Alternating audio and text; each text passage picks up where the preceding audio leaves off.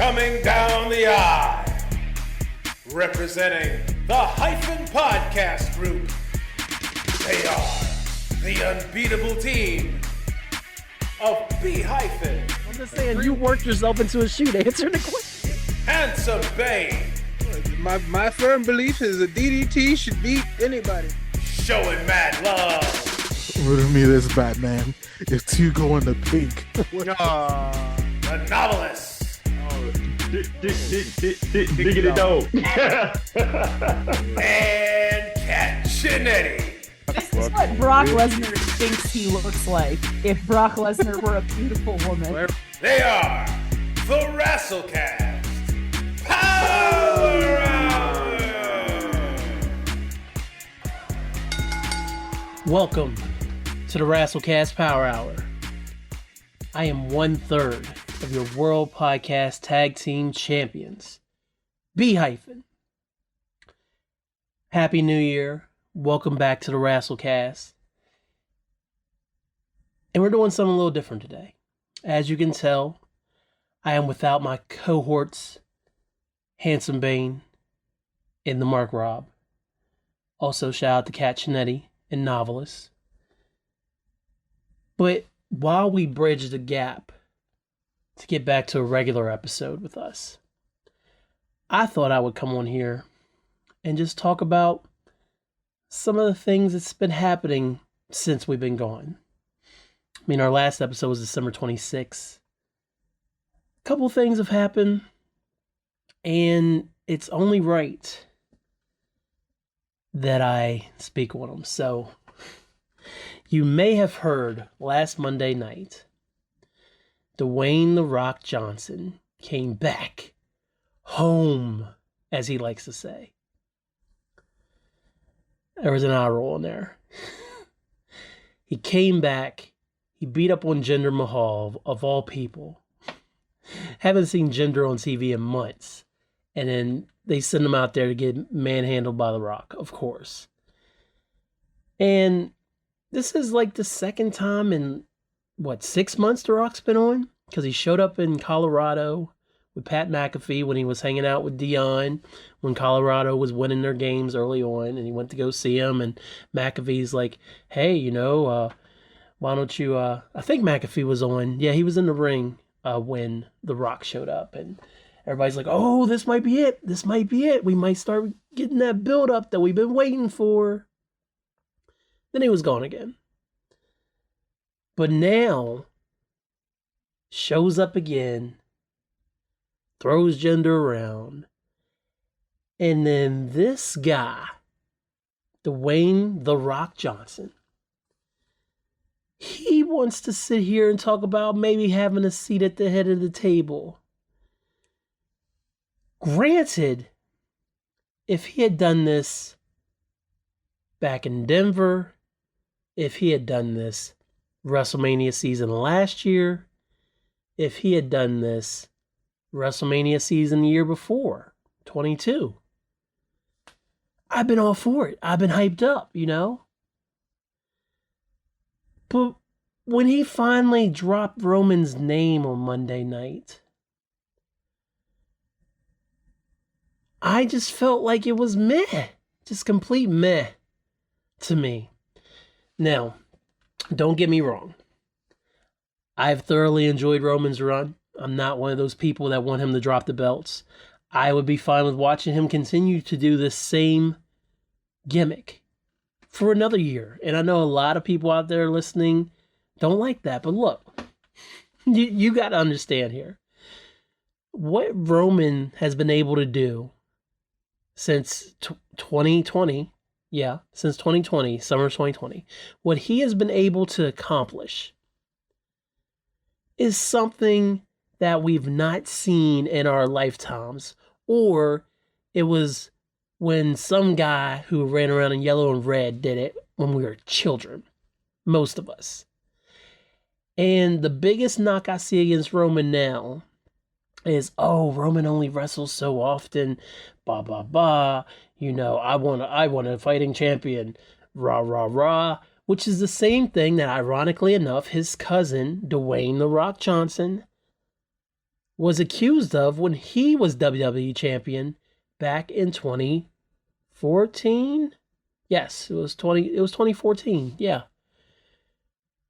No, man, my timeline's way off. He was champion back in 2012. Ugh. I forgot that CM Punk stuck around 2 years after he took the belt off of him. But that was the same thing they were saying about The Rock then. He was never around. He did like a couple Raws. I don't think he did any SmackDowns. He might have done a SmackDown here or there. There wasn't a true brand split at that time. But, all intents and purposes, he took the belt off CM Punk, and they went the route of doing John Cena a Rock 2, and it was an epic match considering that Rock injured himself early. In a cold New York Sunday night.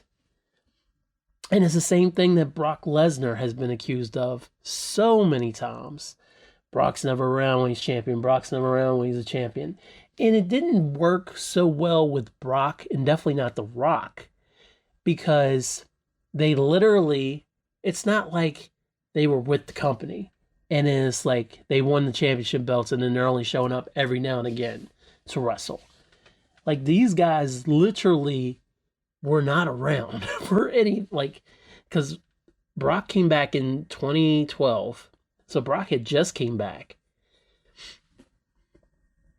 2013 is when The Rock and John Cena 2 was. My bad. So Brock had just came back, and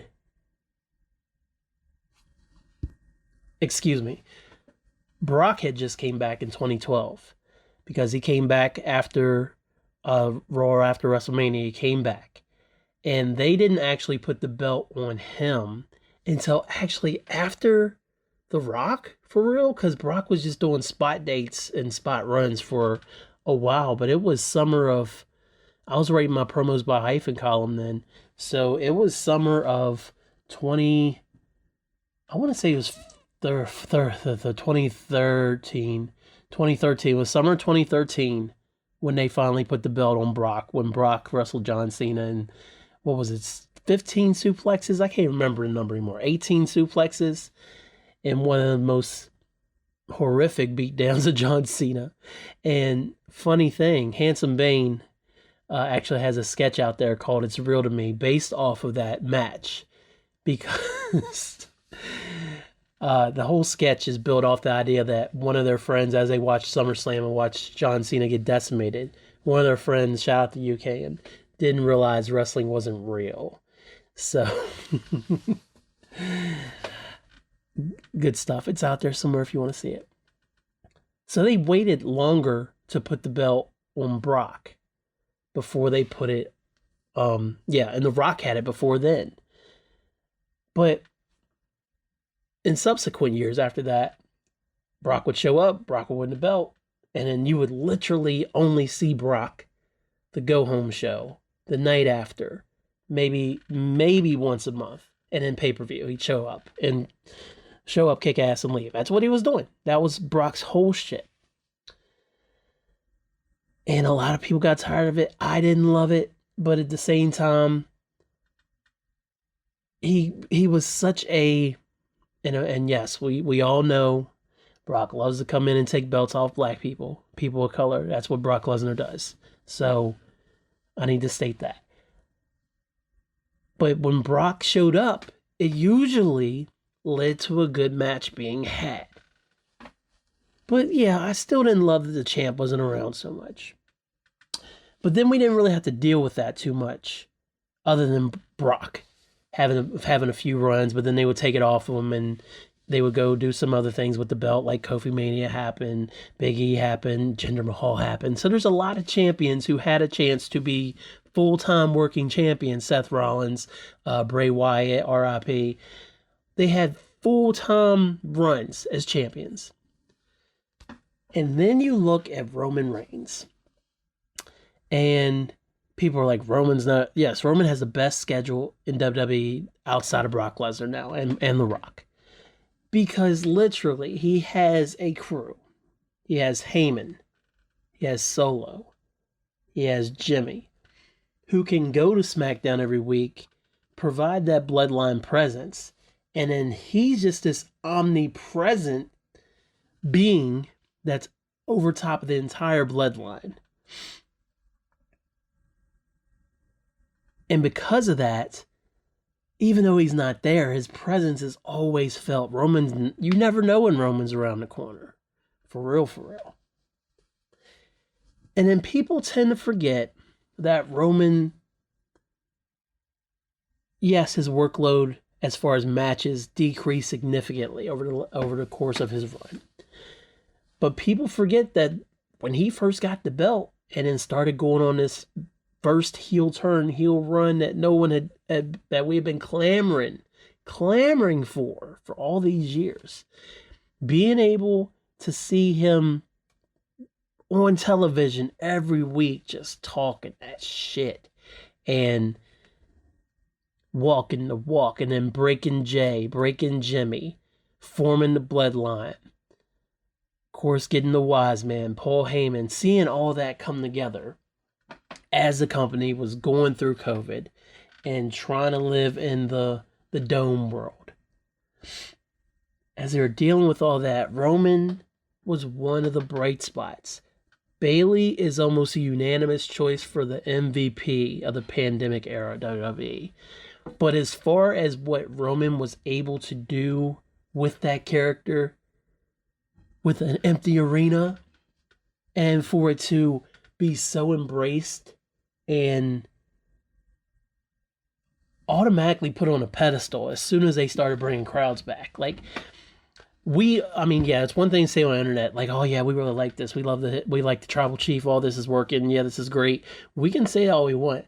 But until they were able to get back in front of a crowd, you didn't know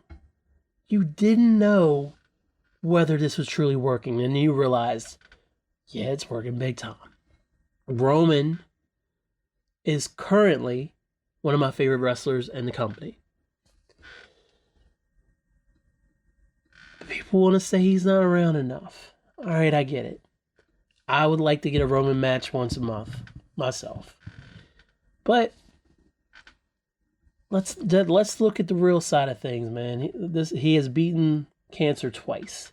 So let's just go ahead and put that out there. He has literally been the man in the company for over 10 years at this point. Close to it. Let's just say the first time he finally won that belt. From that time all the way up until now, he has been the main guy in the company. And so he's earned it a little bit. He's earned it.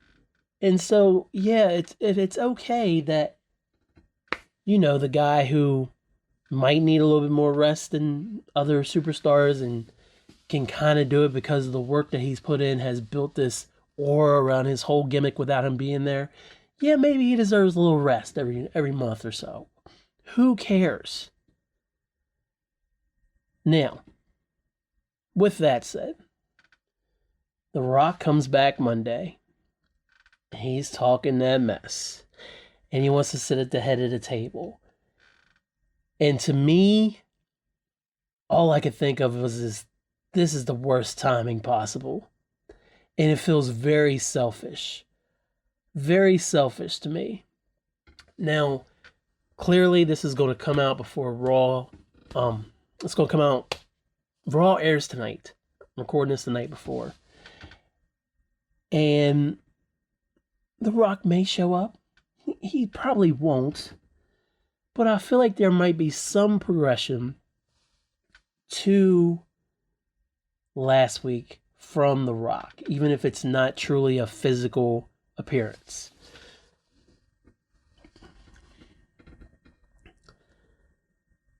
And like I said, this could go a number of ways. They might already have a plan on how to break this down.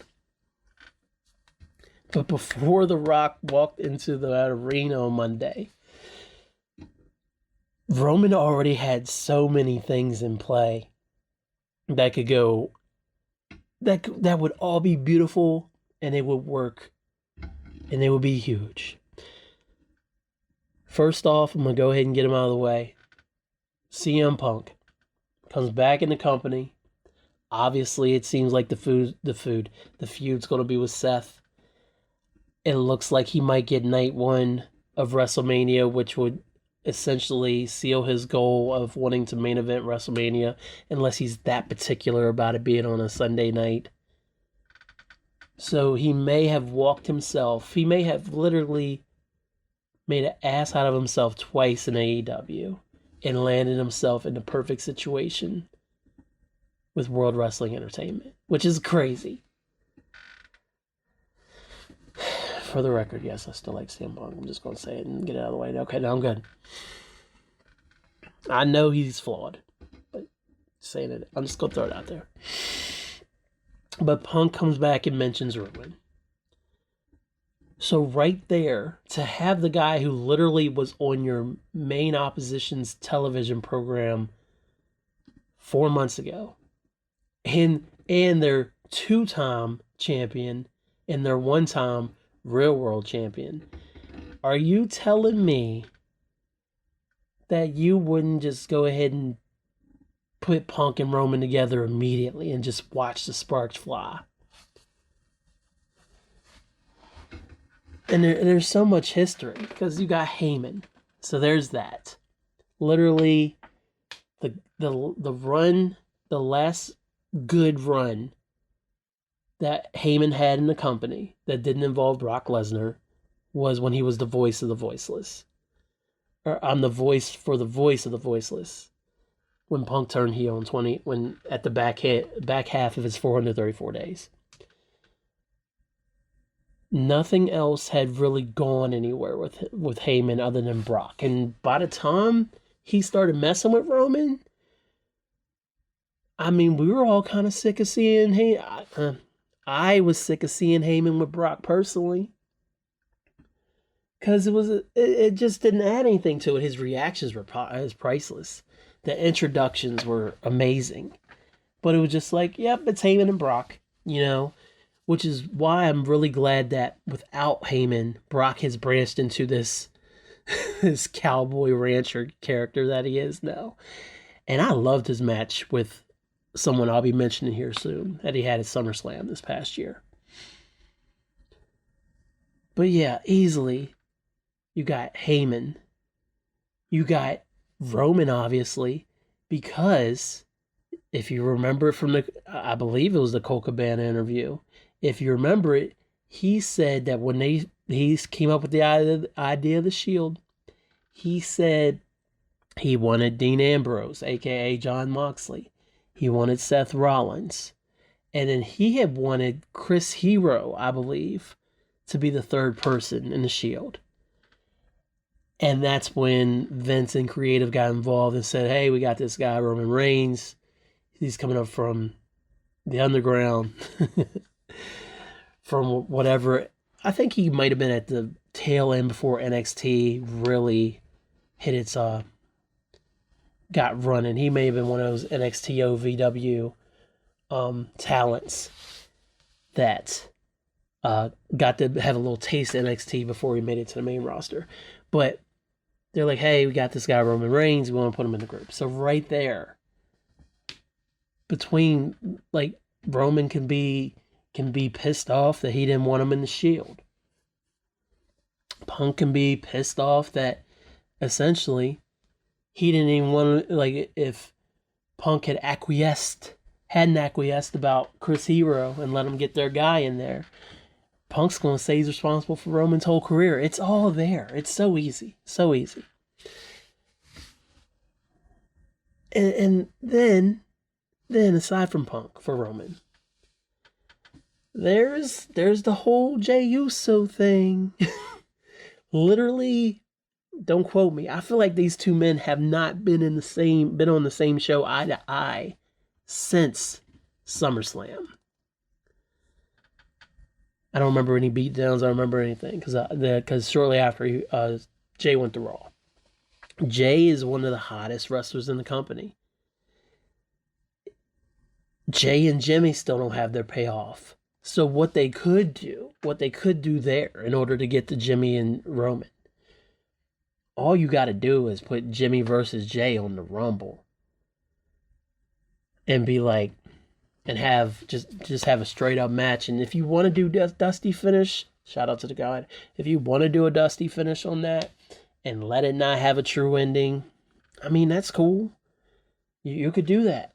Personally, what I would do is I would have Jimmy win, but it would be on some real sneak shit, like Jay had it for sure, and then Jimmy just snatches it last second, you know?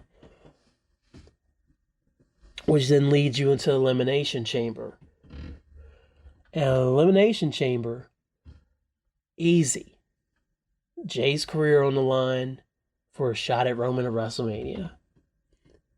Which means whoever came through the Royal Rumble would have to challenge Seth. Easy. Seth's great with everybody. So you could do that. And then have Jay win the second match against Jimmy. Go on to punch a ticket against Roman.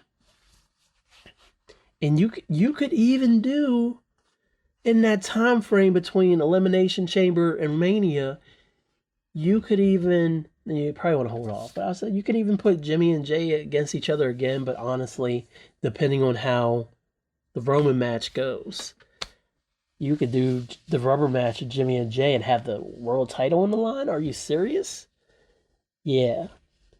So there you have that. That's not the route they are going to go, but it's right there. In addition to that,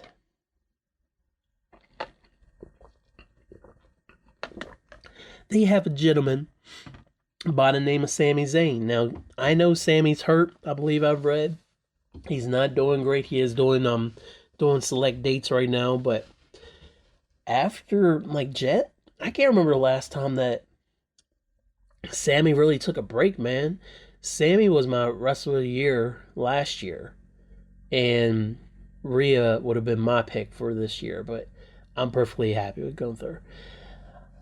Rhea's my personal pick, though. But Sammy, of course, we all know that infamously he came up from NXT, fought John Cena, hurt himself in the John Cena match, and had to miss time, and kind of slowed his transition. And he got to the main roster, and then he was fun for a while. Then he went heel, and bounced back and forth, fought Johnny Knoxville, and then decided he was going to interject himself in the Bloodline storyline and made it even bigger than it already was. Fully got embraced by the family. Even Jay, after Jay wasn't messing with him for the longest time, even got Jay involved.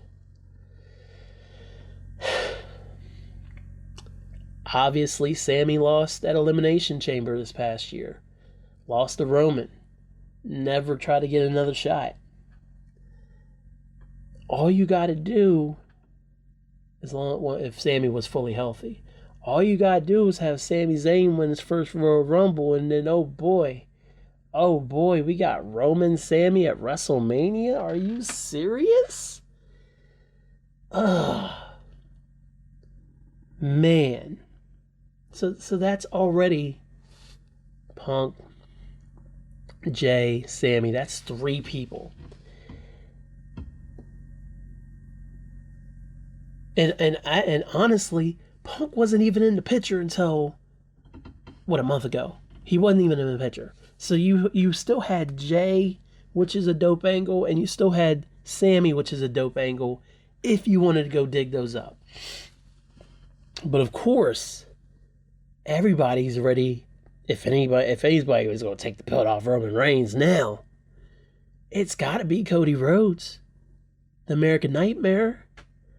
After last year and coming so close, and Roman escaping, and then going through everything he's went through this year to prove that he's still the most elite and the most deserving to go to Mania and face Roman again.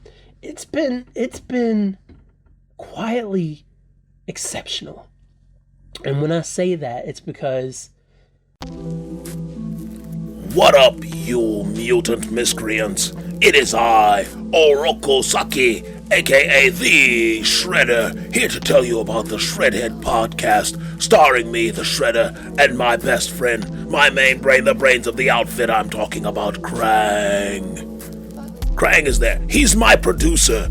We have a podcast. It's utterly ridiculous. It's an insane premise. To top it all off, I haven't even seen the Ninja Turtles in years, but we're primarily talking about hoops. Yes, the national BA, the W national BA. Oh, damn it, I've run into the lyrics, I'm sorry, but just check out the Shredhead podcast.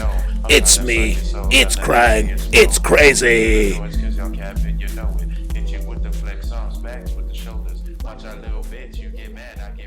He didn't lose any momentum by losing to Roman. Everybody loses to Roman.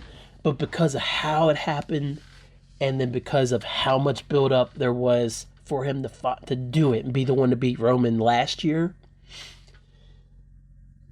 he came out of that, and in order for this to work, he had to stay strong all year long.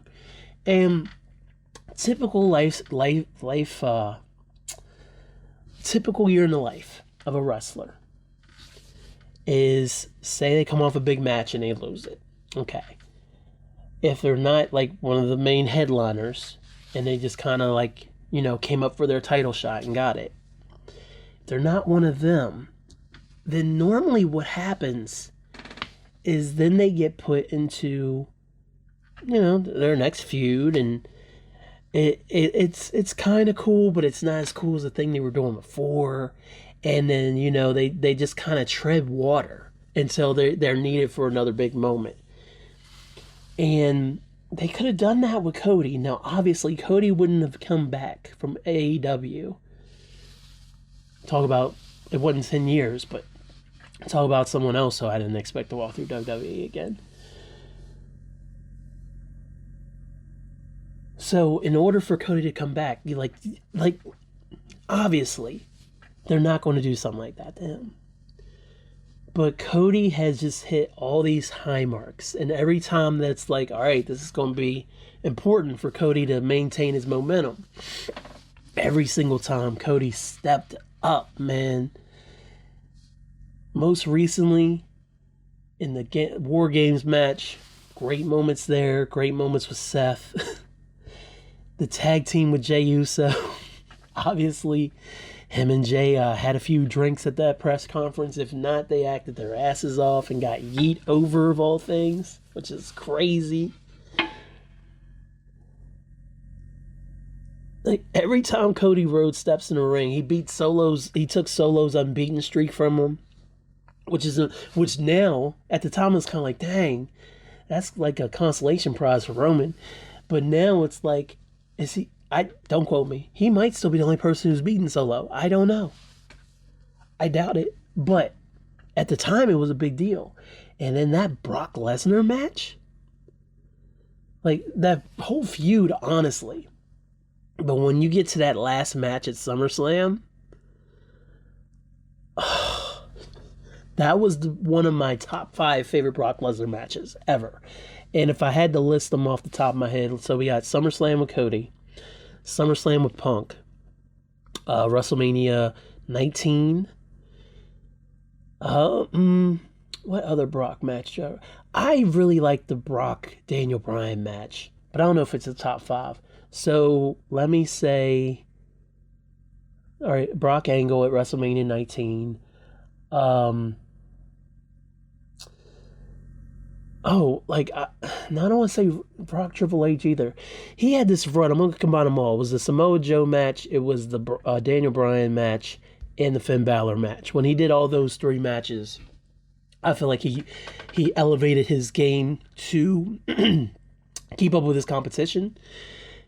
And he usually doesn't have to do that. So I'm going to kind of incorporate those into one. But I don't have another one. But yeah.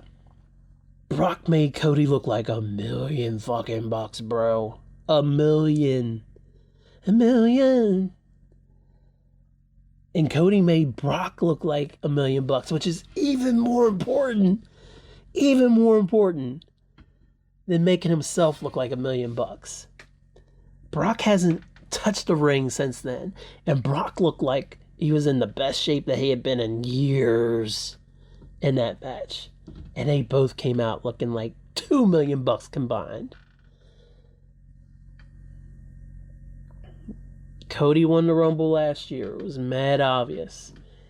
So now it's kind of like when Shawn and Taker were trying to do their second take, man. Because it's like before, it was kind of like, hey, let's just do this thing. And then, like, Shawn went on the second year after. He's like, hey, I want a rematch. And Taker's like, no. The man of few words literally is like, no, Shawn. Like batting away a fly. And boy, if I cannot tell you how happy I was when Shawn came out of that Elimination Chamber ring and cost Taker that match. That was perfect because I think he'd asked at least twice by then and Taker had said no. So everybody's wondering how they're going to get him to the match.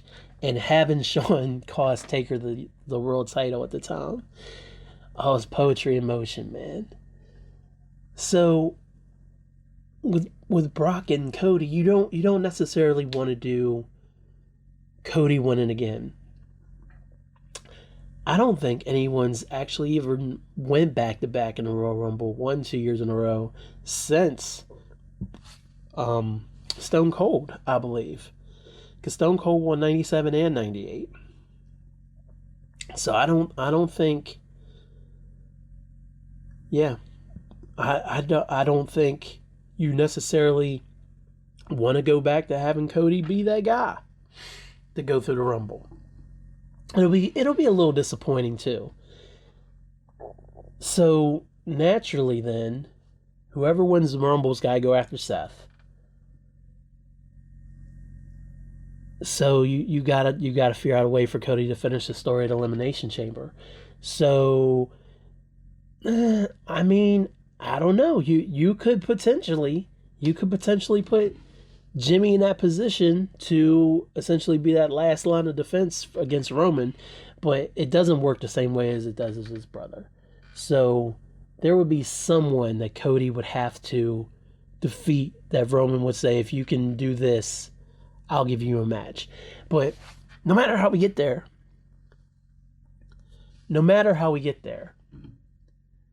Cody is supposed to finish the story.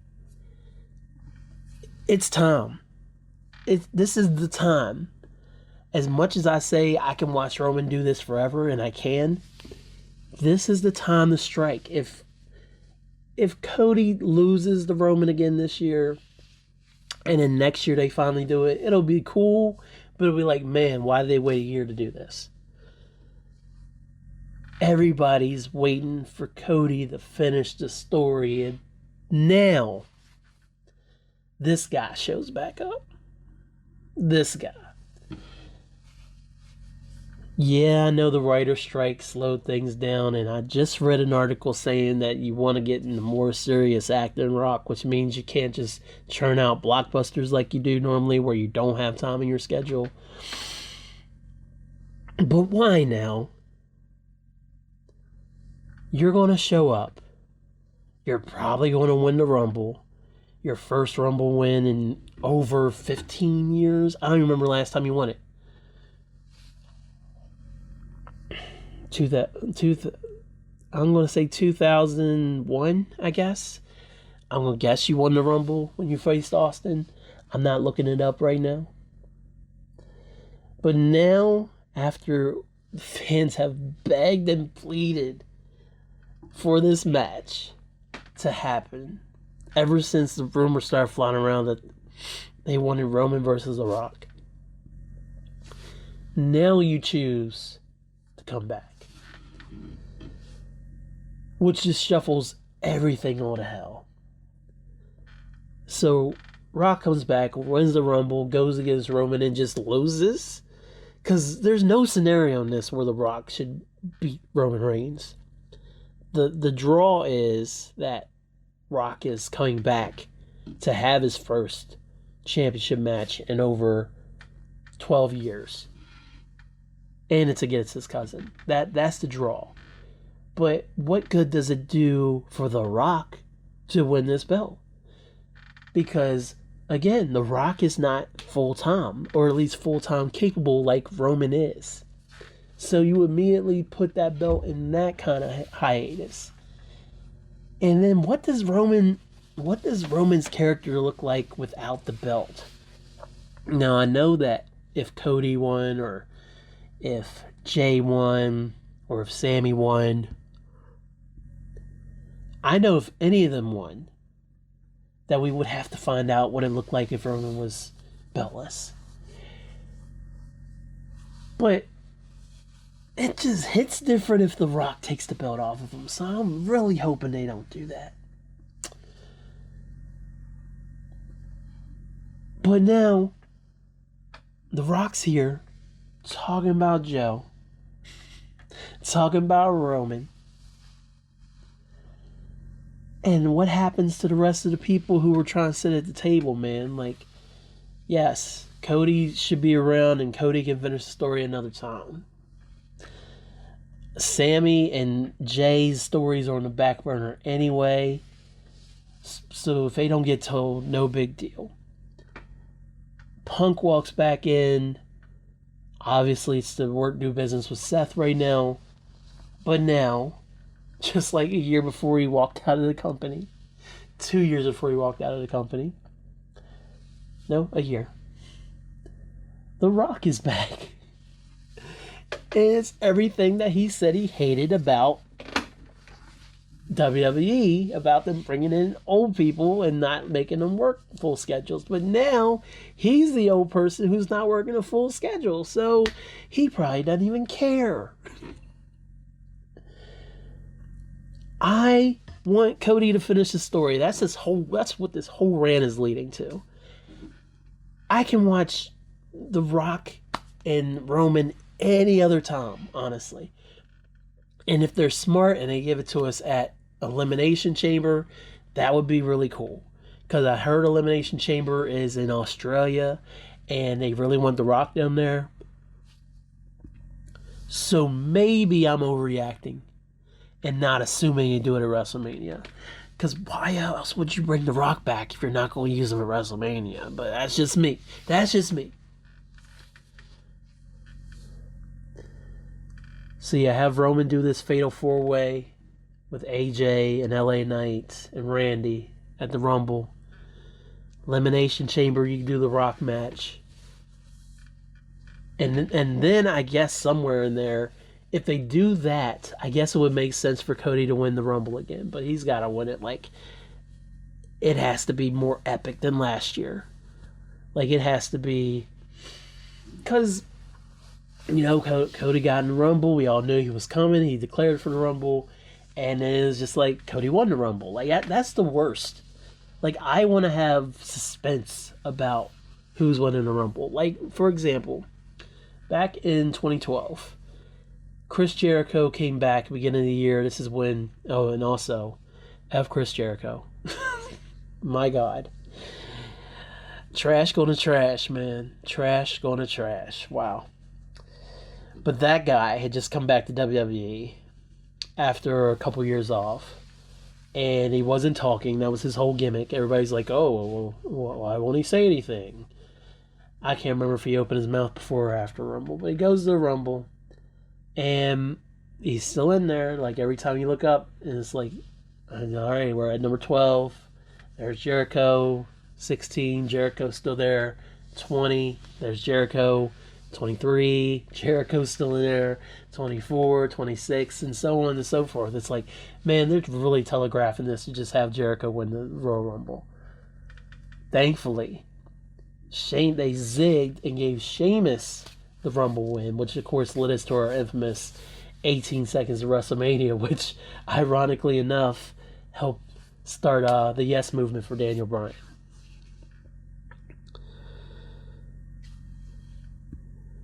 Swerve us, and yes, I wish Swerve was actually going to come back to WWE, because my God, that man is on fire right now.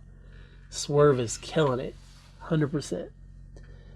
So yeah, I guess you could have Cody win the Rumble, and an Elimination Chamber have The Rock versus Roman, and then you can even, at some point, I'm sure Rock will actually be on Raw, and then you could have Cody and Rock kind of have a, little back and forth, and you might even get a tag team match out of it. Maybe The Rock goes and grabs somebody, and Cody goes and grabs Jay, and that would be kind of crazy. You could do that, and it'd be a nice little rust thing for Rock to kind of shake it off and to go do a tag team match.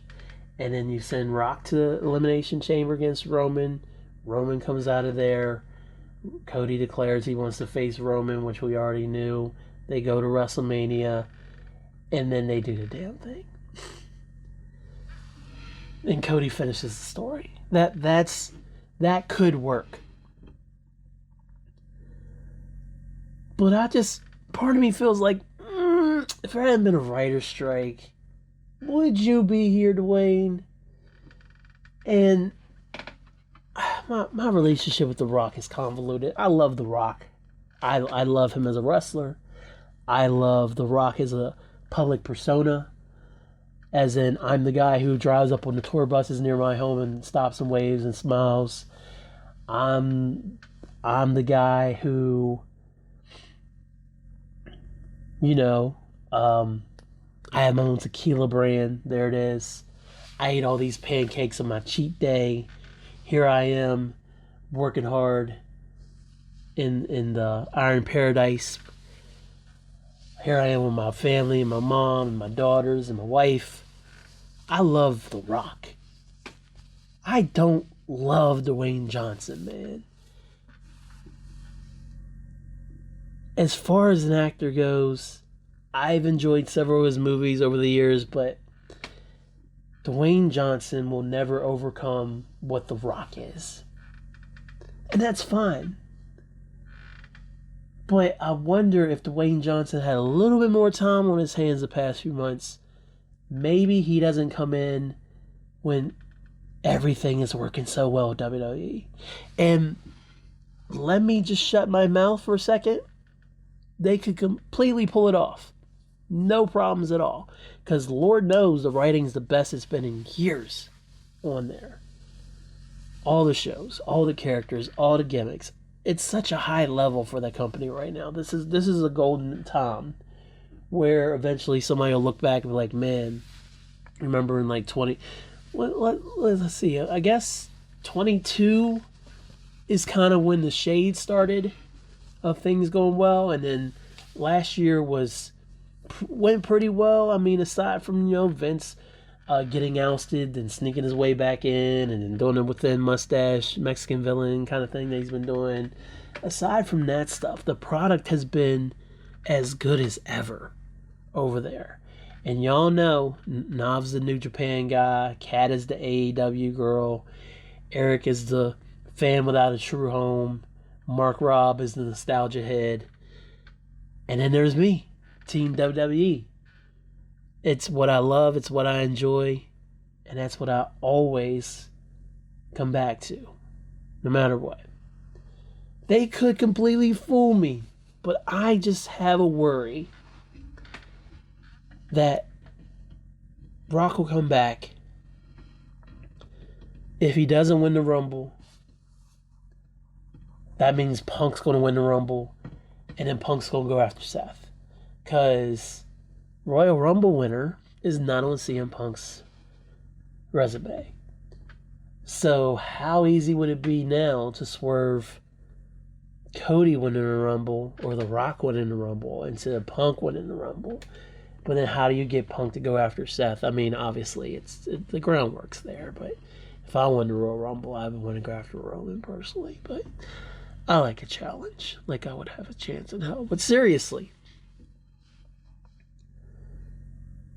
you have Rock somehow qualify for WrestleMania to face Roman for the belt. They have the match. Match goes fine. Rock loses. And then it's like, all right, and then Rock leaves. So it's like, all right.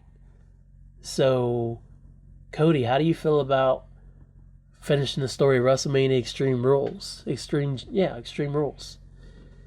whatever they call that, or WrestleMania Backlash. WrestleMania Backlash. How would you feel about that, Cody?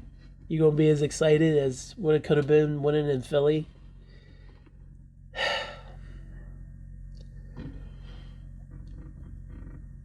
I just really feel like he's taking the opportunity away from Cody. Mostly. Because, yeah, you can run it back anytime and it feel like it's easy to set up Cody versus Roman again. But finishing the story on your third try is not the same as finishing the story on your second try. And I just feel like The Rock's going to botch that up. And I'm just really curious about why now. I don't need to know this man's financial business, but did that have something to do with it? What changed your mind? Because honestly, yes, I know that pro wrestling is hard as fuck. And I know that in order for you to be a competitive wrestler and not look gassed, you have to get back into ring shape. So yeah, I know The Rock's in great shape, but The Rock is not going to hit the ropes the same with no practice. And it's going to look bad. So I can understand that. I can.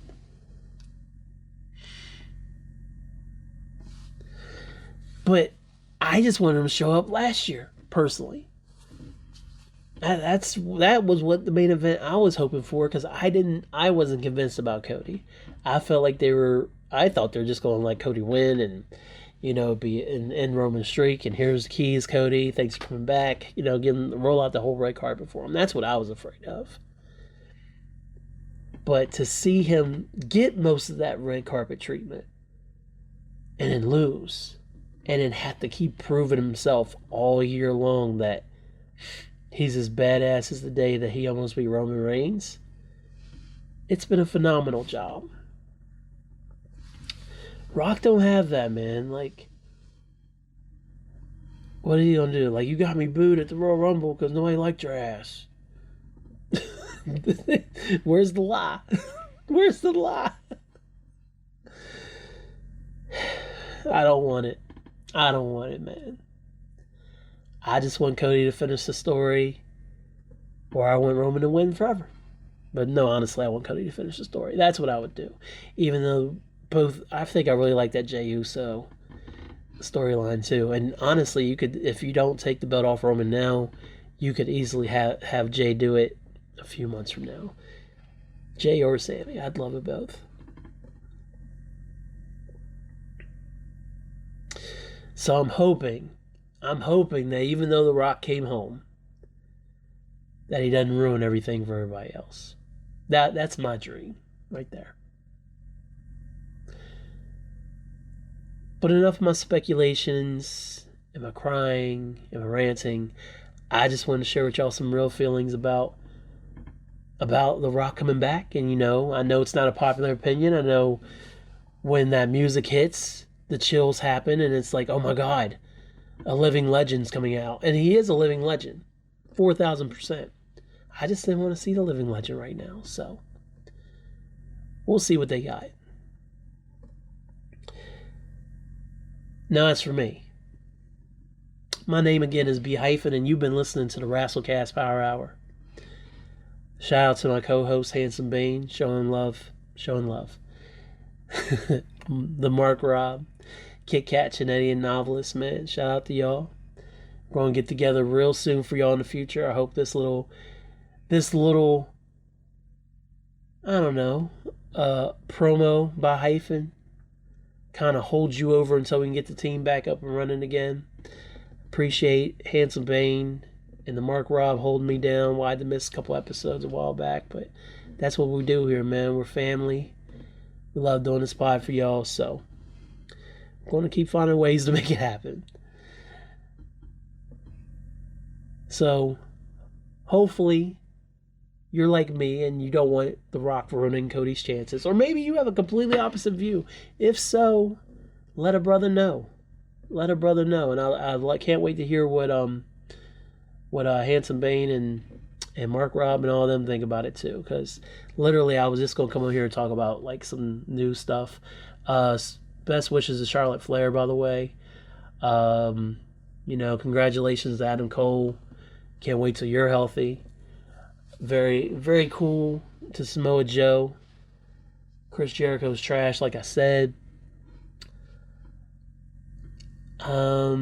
Yeah, man. Still love professional wrestling, man. That's what it's all about. That's what it's all about. I love this stuff so much that I literally just sat down and walked you through all these scenarios for why The Rock shouldn't be coming back now. That's how much I care. But like I said, I hope you enjoyed this interlude. We will be back soon with our regular episodes. And I definitely want to hear what you think about this, so let me know. But I believe it's about that time for our secretaries to see y'all out. So, for everybody here at the Rasslecast Power Hour, once again, I'm Hyphen. And Terramana is actually not that good. And that's not me being a hater. I had some with a friend last summer at the beach, and it was beach prices, so it was super expensive. And it wasn't that good. I was highly disappointed. Coconut banana pancakes, though, that is a good rock recommendation. You can find Hyphen at Hyphen on Twitter and the Hyphen on Instagram. Follow Handsome Bane on Twitter and Instagram at ILA_POW. Mark Rob can be found on Twitter and Instagram at ShowinMadLove. Sayonara, smelly nerds. This is a Hyphen podcast production. Are you not entertained?